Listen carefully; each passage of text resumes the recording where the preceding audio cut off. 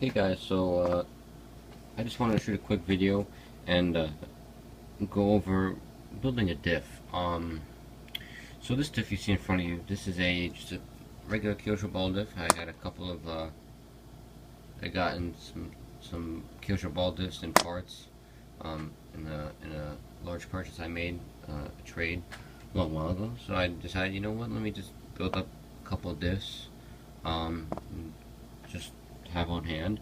And basically, I tried to do this a couple weeks ago, and I ended up saying, you know, these diffs are terrible. And I was just going through what I usually do to check the diff, and I came to the conclusion that it was. Well, let's see if you can see it here. This bearing, right, on the left tub. Focus. There you go. That bearing right there that you see underneath the C-clip. Well, in a 12 scale diff, they have a thrust bearing, so that's a load bearing or a load. A thrust bearing is like basically it's like a bearing, except it's got this plate with the balls in them, and then there's two other plates and also a cone, and that allows it to take impacts or load without getting ruined, and that makes for a much more consistent diff. So unfortunately, for us who race Mini Z, and we're out of luck, so we have to run with a just regular shielded bearing to do the differential action for us.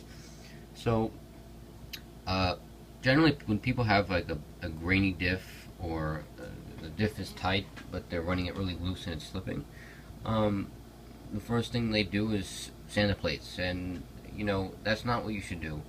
When I went to build this diff, I put everything together. You know, everything's new practically, save for the shaft, which is just kind of beat up and old, but it's still straight and true.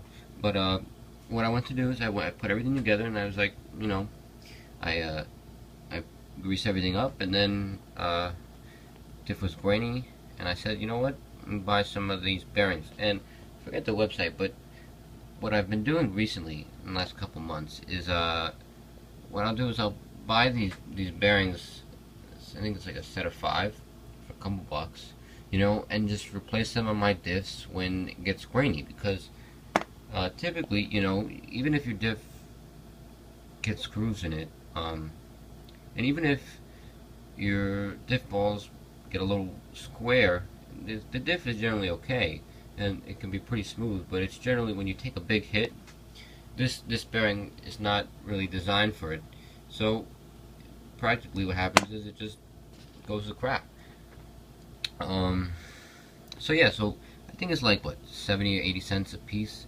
So I buy like 5 or 10 at a time. So I went in my pit box. I grabbed a couple of these, found which one was a new one, and basically what I did was I took the shield out. Took the shield out of the bearing. Hold on, let me see if I can find this piece. Okay, here's. I took the shield out of the bearing, because if that bearing is gonna go bad, it's gonna go bad whether it has a shield in it or not. I took the shield out, and I greased it up with this. This is the Associated Black Grease. So this was recommended to me by a member on the forum. He's a moderator. I think it's M. Lee Moore. His name's Mike. Anyway, so he told me about this stuff, and let me tell you what a difference it made on my diff. It was amazing. Basically, you know, I've been just replacing those bearings, and they've been going bad pretty quick. Put some of this stuff in those little bearings, and then I also coated my diff balls and a little bit on the plates, but usually not on the plates, with this stuff. And basically, I've had a smoother diff than I've ever had. You know, I don't even sand the plates that much anymore because the diff is so smooth and reliable. So grab yourself one of these. This is Team Associated 6588. this is old stuff. This is from like I want to say 30 years ago, 1986. That's when my dad bought this actually. But I think it's the same stuff they still use now. The same thing applies. So grab some of that. When you build your diff, take that little C-clip off, pop the bearing out, check to see if it's good.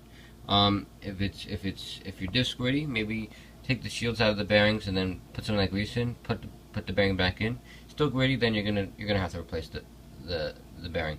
That's the same size bearing as we use in on the axle itself in the rear pod. So if you buy a bunch of those bearings, it's a very useful thing to have. So consider that a maintenance part that you should buy. So before you go out and spend $90 and build up a all ceramic diff and you sand the plates up a ton and do that, go buy some of these bearings for $5 or $10 and have the most reliable diff you ever have. So that's that. Just wanted to share some advice because I know I struggled with this and didn't come upon this realization until recently and what a difference it's made. I'm not saying the lap times have improved, but generally speaking, the time between rebuilds on the diff, I just rebuilt this one from what I say, it was 2-3 weeks ago, and this one didn't really need a rebuild. I just wanted to check everything. But yeah, I have been building the diff pretty much every week. So 2 or 3 weeks. I think I've got one diff that's going on a month now. So that's pretty good. So yeah, just keep that in mind when you're working on your diff. All right.